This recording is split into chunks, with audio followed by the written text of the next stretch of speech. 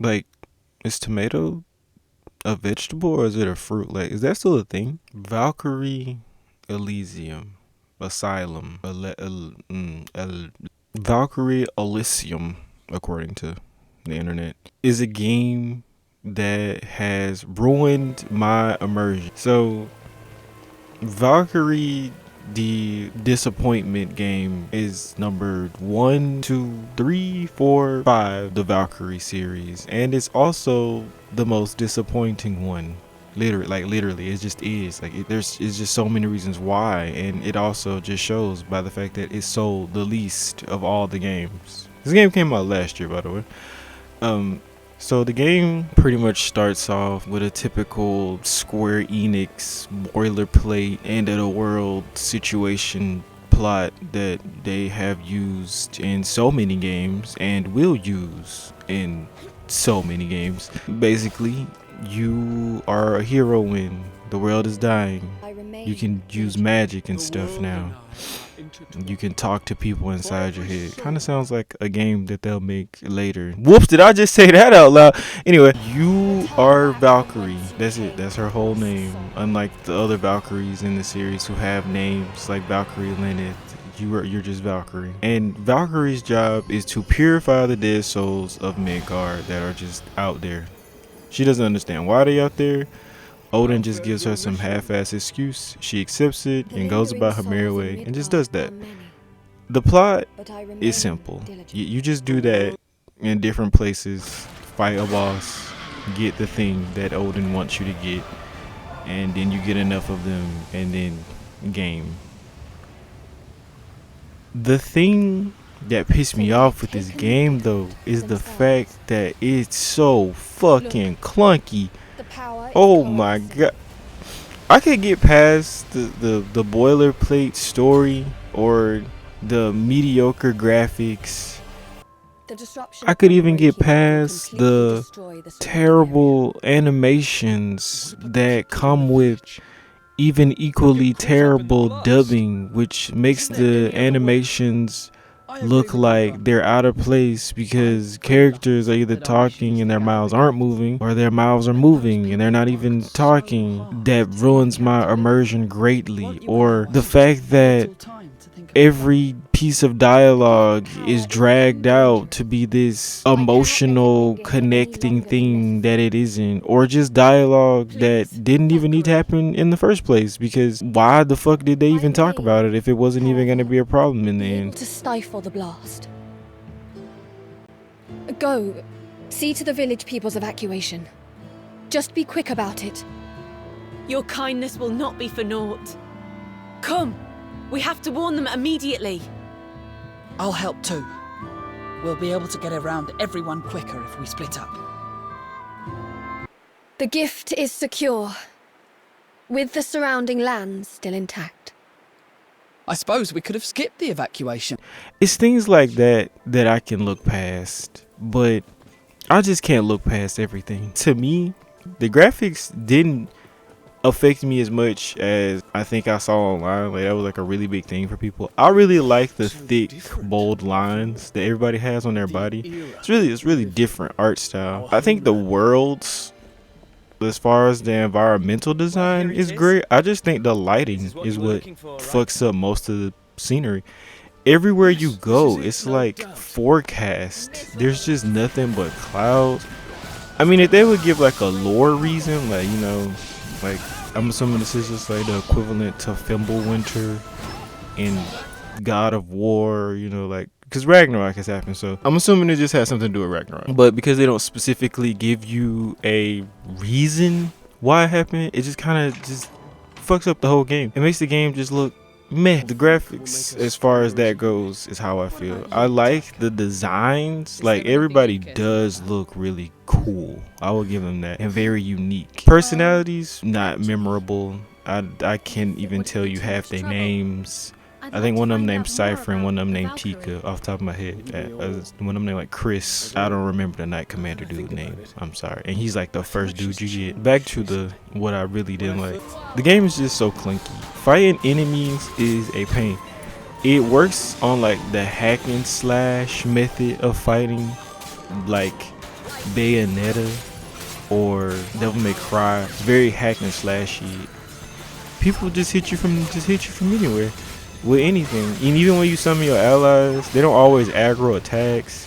It's very frustrating. So you lose a lot of HP, and then the game does the thing that I hate most in video games. It waits till you finish a whole level to tell you how bad you did by giving you some abstract ass score that you didn't ask for because you got hit too many times, and that's heavy damage, or you used an item, so you fucking suck. So yeah, you need to stop playing the fucking game, or you died too many times. Here's the A. Try again so you can get that S rank if you want them achievements. And for me, that was kind of fun because it gives you a somewhat of a challenge. But it's like it definitely works on the method of once you know what's coming, it's very easy to counter. The other thing is like the copy and pasting of random ass things like the flowers. If you're not paying attention to the map every 3 seconds, you'll miss them. There isn't no real indicators. There isn't a sound for them.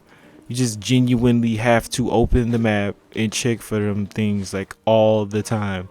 If you don't and you miss them and you go through a certain part of the map, there is no backtracking. There is no backtracking. Oh my god, there's no backtracking. That's so frustrating. You open the map and realize you just walked past a flower, but the door is closed and you can't go back because the game said no. That's just gonna be able to go back. No, you gotta start the whole level over or finish the level and do the whole level again.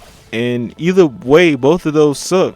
The thing that really broke the ice for me, and I feel like this was like the major thing, was there is a sub quest where you get to fight all of her Anheria, the heroes that you save. Fighting the first dude, the Knight Commander dude, was challenging because he can really eat through attacks. I had to use items to beat him. Like I could not see of a better way to beat him because I had been conditioned by the game to believe as long as I dodged and hit somebody, it'd be fine. But the game was like, no, that's not gonna work on him. So that just threw me for a loop. Like, you really have to perfect dodge and parry and perfect block. It really pushes the limits of a system that's way too clunky for it to be a thing. The game definitely reminds me of like Nier Automata, like any Nier game in the series. Really more Nier Replicant than Nier Automata. It is published rather by Sqaure, so that's to be it. That's a given. And then the combat kind of lingered over into Forspoken. Like, you can tell like a lot of that combat that's in Forspoken and a lot of the how magic works and enemies. They definitely operate on a Valkyrie level. Anyway, like I was saying, the game conditions you to like just dodge and hit. Like, you don't have to perfect dodge, just get out the way of the attack, hit the dude. This is a boss. The other thing is enemies and telegraphing attack. You just don't know what a lot of the bosses are gonna do because they just do it. Like, there's no real telegraphing. Some of the bosses, yeah, you can definitely tell like, oh, okay, they're about to do something. Then the second dude came around, Sqaure, and this is where everything just went downhill for me. Sqaure is he's definitely not the strongest. He was probably like the easiest of the two, definitely more so because you could just kind of hit him. The thing that ruined the fight for me was I finally kind of got a handle on how to fight him. He's more dodge and hit than the first dude. But the lock-on system in the game is so fucking bad. It's so fucking bad. Every time you lock on to an enemy, sometimes you'll just miss. You'll like shoot straight for them. You will shoot straight for an enemy and miss. Even when you do the little L2 glide to an enemy, so many times I'll do it and I won't even go to him. Or I'll do it and I'll go to him and I'll zip right past him. I'll lock onto an enemy and I'll miss. I like Final Fantasy games a lot, which, you know, goes in term with really liking the publisher that pushes them out. Final Fantasy is so closely related to Sqaure. It was one of their founding games. Between that, Dragon Quest, Chrono Trigger, all those really classic RPGs back in the day. But lately with Sqaure, their thing has been to just remake, reshovel, recycle all of these games they've already made and get people who played them back in the day to put on their nostalgia goggles and buy them again. And I think that sucks because Valkyrie could have been a really good game if it would have got the tender loving and care like a game like Final Fantasy VII Remake got. Or if it had more polish to look like Forspoken and played the way it played with better connectivity and controls. But it just feels like a meddling game. It doesn't feel like a game that came out by a AAA publishing studio. It just doesn't feel like it. And ultimately, I just kind of hope that games by Sqaure get better. Last good game I played by them was Final Fantasy 16, and before that Final Fantasy 7 remake. But yeah, I was definitely not supposed to make this video first.